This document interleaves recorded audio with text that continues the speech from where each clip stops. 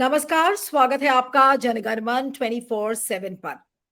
सवाल ये उठता है इस समय कि एक तरफ अंबानी और भारती एयरटेल को बड़ी-बड़ी डील्स मिल रही हैं, इलॉन मस्क के साथ उन्होंने समझौता कर लिया है और दूसरी तरफ एक बड़ी खबर जो कि झकझोरने वाली खबर भी है कि गौतम अदानी को समन भेजा गया है। जी हाँ, मैं बात कर रही हूँ department of law and justice की और कानून मंत्रालय ने गुजरात की एक अदालत से उद्योगपति गौतम अदानी की जो अमेरिका की सिक्योरिटीज एंड एक्सचेंज कमीशन द्वारा दायर एक मुकदमे में समन तामील करने का अनुरोध किया है और ये कदम हेग संधि यानी कि हेग कन्वेंशन के तहत ये उठाया गया है, जो विदेशों में दायर मामलों के लिए कानूनी दस्तावेजों की तामील में सहायता के लिए देशों के बीच सहयोग की अनुमति देता है। इस घटनाक्रम की पुष्टि केंद्रीय सरकार ने कई अखबारों को की है। उसके बाद ये बड़ी-बड़ी खबर और बड़ी-बड़ी हेडलाइन छप रही हैं कि अदानी के नाम सम्मन भेजा गया है। गुजरात की जो कानून मंत्रालय का जो department of law and justice है, उसने पिछले महीने अमेरिका से प्राप्त एक समन को अहमदाबाद के जिला और सेशंस कोर्ट को भेजा था और एक पत्र जिसका जो तारीख है उसकी 25 फरवरी की, ये पत्र 25 फरवरी को लिखा गया था जिसमें अडानी ग्रुप के अध्यक्ष गौतम अदानी को समन देने की प्रक्रिया शुरू करने को कहा गया था। तो अब उनको समन भेजा गया है और जाहिर सी बात है कि जो मामले उनके खिलाफ हैं, उनका इंडाइटमेंट है, उनका ट्रायल होना है, तो क्या ये गौतम अदानी के ऊपर शिकंजा कसता हुआ नजर आ रहा है और अब ऐसा लगता है कि भारत की सरकार भी अब हेल्पलेस है, उसको ना चाहते हुए भी गौतम अदानी के खिलाफ कुछ ना कुछ एक्शन लेना पड़ेगा क्योंकि ये सिक्योरिटीज एंड एक्सचेंज कमीशन द्वारा भेजा गया ये समन है और इस समन के तहत क्या गौतम अदानी बच पाएंगे, गौतम अदानी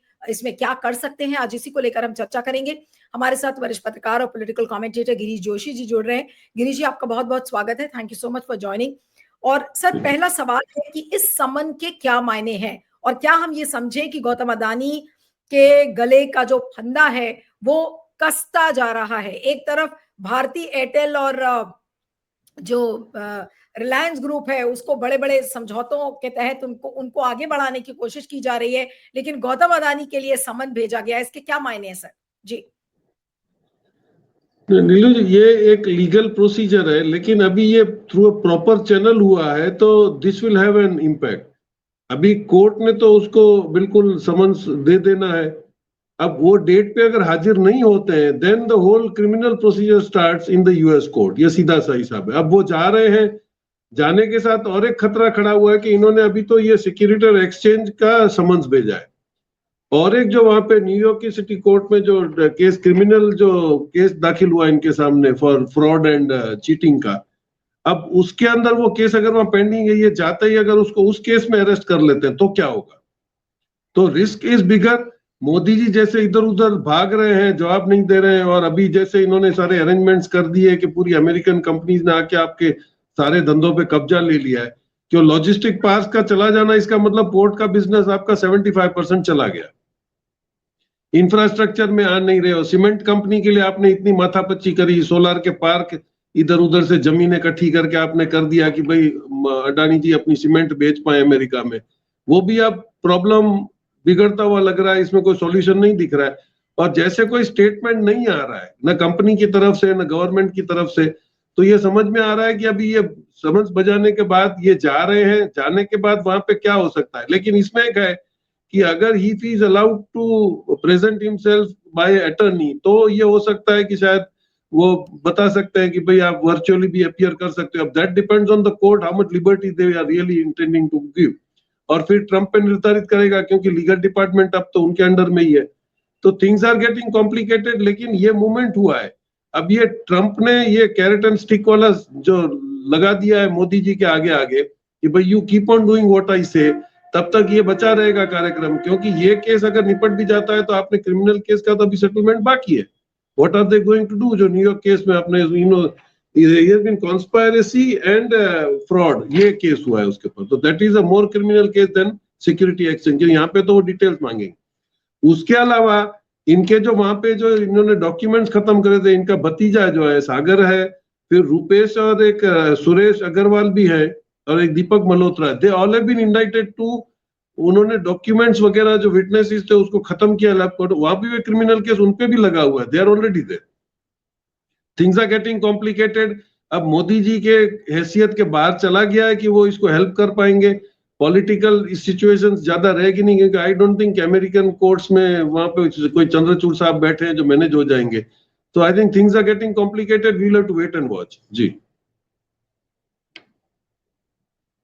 आपने बोला कि ये थिंग्स जो है बहुत कॉम्प्लिकेटेड हो रही हैं चीजें, लेकिन इसको डिप्लोमेटिकली और जियोपॉलिटिकली इसको कोई कैसे पढ़ेगा? और मैं तो इसका कंपैरिजन बार बार भारती एयरटेल और रिलायंस से कर रही हूँ कि भाई उनके लिए दरवाजा खुलता हुआ नजर आ रहा है और क्या अदानी के लिए दरवाजे बंद हो रहे हैं एक तरीके से? क्या अदानी को पूरी तरह से ट्रंप खत्म करना चाह रहे हैं, और क्या यही संदेश वो मोदी जी को भी दे रहे हैं? और इसीलिए शायद department of law and justice, क्योंकि मुझे याद है जब रिक्वेस्ट की गई थी, रिक्वेस्ट एप्लीकेशन आई थी कि भाई उनको समन भेजा जाए और अदानी के इन्वेस्टिगेशन में सहयोग किया जाए, तो बहुत दिनों तक सरकार की तरफ से कोई प्रतिक्रिया नहीं आई थी। लेकिन अब अचानक से हम देख रहे हैं कि वो समन भेज दिया गया है और अहमदाबाद की सेशंस कोर्ट को।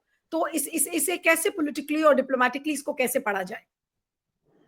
डिप्लोमेटिकली तो सीधी सी है। देखिए, आप इनके भी जो आए थे जब इंडिया टुडे में कॉन्क्लेव में, तो ही वेरी प्लेनली सेड कि you people are eye of the BRICS and you should be careful. तो आई ऑफ द ब्रिक्स हटाना चाहते हैं इंडिया को हटा के, तो इसको अभी आप देखिए कि ब्रिक्स का पूरा अरेंजमेंट बहुत ही स्टेबल हो गया है, इकोनॉमी इज ग्रोइंग।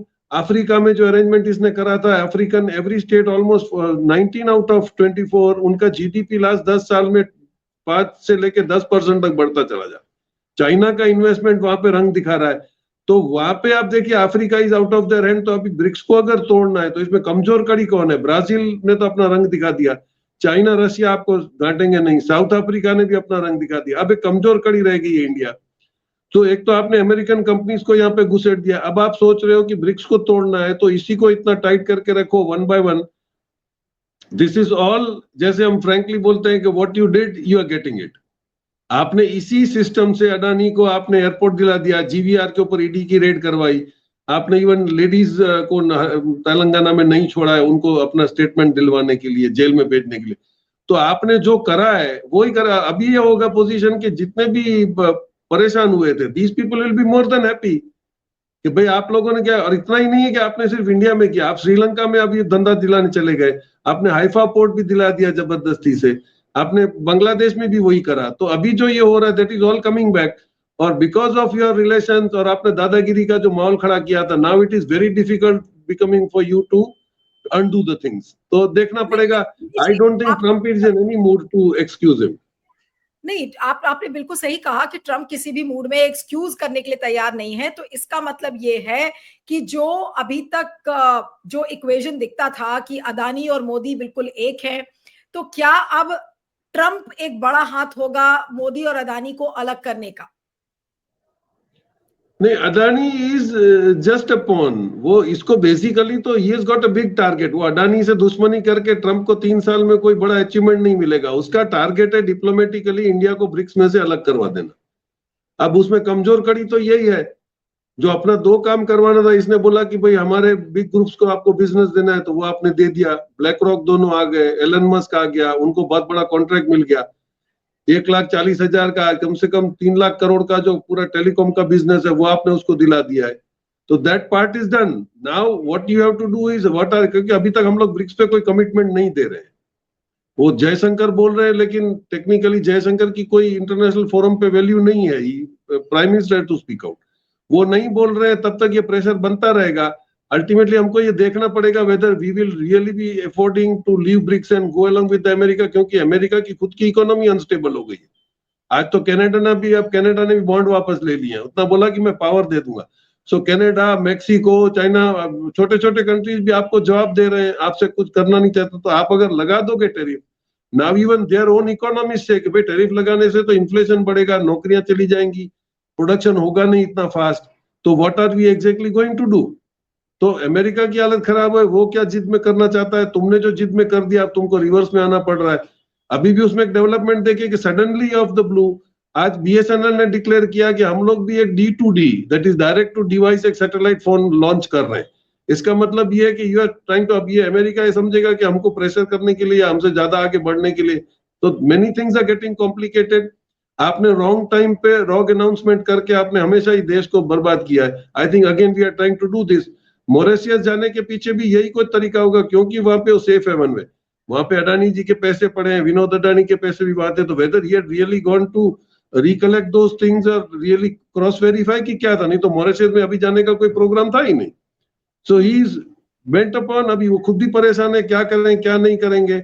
अब वो अदानी को छोड़े या ना छोड़े, तो सेक्शन पूरा अलग हो गया, now it is coming within the legal department of America, they will take care of. अभी आपका कुछ नहीं चलना है और वो आप नहीं, तो रियलाइज कर ही रहे हो जी। इसका मतलब तो सर साफ है गिरीश जी की भले ही हमारे देश की सरकार और हमारे देश का कानून गौतम अदानी को किसी भी तरीके से ना उनकी जांच हो, ना उनको हथकड़ी लगने का कोई चांस है, लेकिन अमेरिका का जो कानून है वो अदानी को नहीं छोड़ेगा। और ये ट्रंप ने क्या साफ कर दिया है, और इसीलिए आज ये समन भी गौतम अदानी को पहुंचा है, वरना ये समन तो नहीं पहुंचता अगर इतनी ही मोदी जी की चल रही होती तो।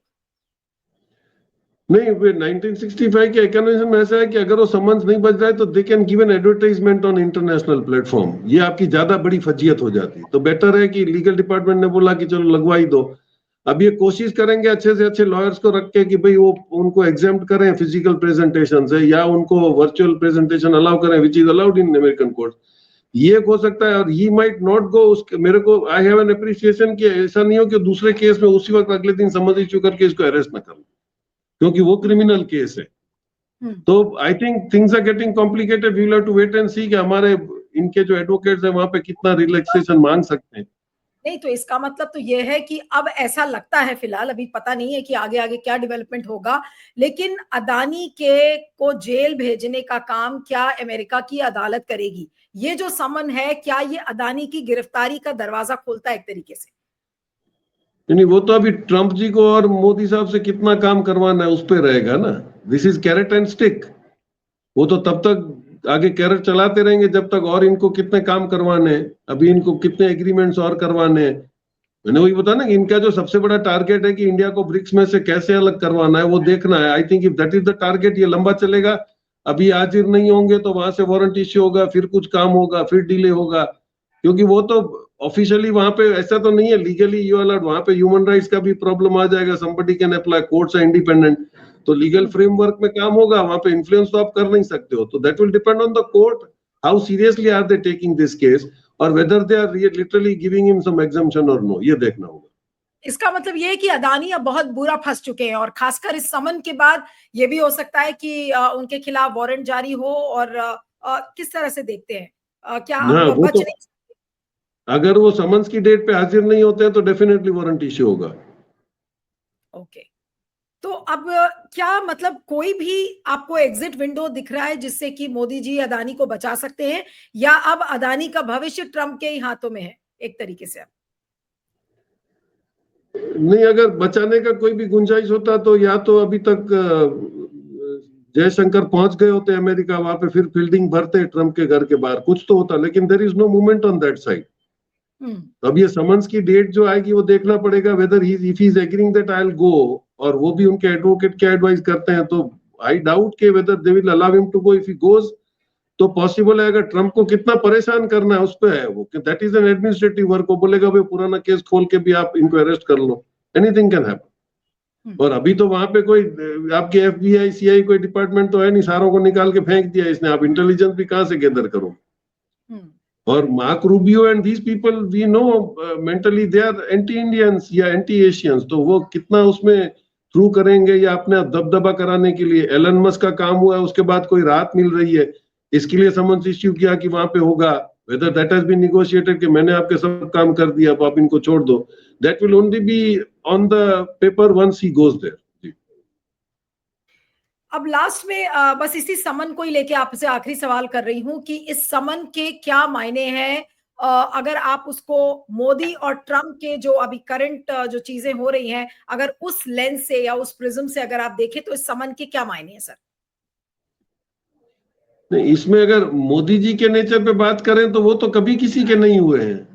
वो तो लाल कृष्ण आडवाणी देख लो, मुरली मनोहर जोशी ले लो, जिनके पैदान पे वो चढ़े हैं उन पैदान को ही उन्होंने खत्म कर दिया। तो Adani is not a big thing for him. वो तो कर देंगे सेक्रीफाइस, इसमें कोई बड़ी बात है नहीं। दैट्स ऑल द काम, माल खत्म हो गया, मोहब्बत भी खत्म हो जाती है इनकी। चलिए, तो देखना होगा कि इस समन को लेकर क्या रिस्पांस देते हैं गौतम अदानी। और जैसा गिरीश जी ने कहा कि अगर समन्स में वो अपीयर नहीं होंगे तो उनके खिलाफ वारंट इशू होगा, और उस वारंट तक की नौबत क्या गौतम अदानी आने देंगे। लेकिन फिलहाल ऐसा लग रहा है कि गौतम अदानी के ऊपर शिकंजा कसता जा रहा है, और ये समन इसका सबसे बड़ा सबूत भी है। गिरीश जी, आपका बहुत बहुत शुक्रिया। Thank you so much for joining sir. Thank you.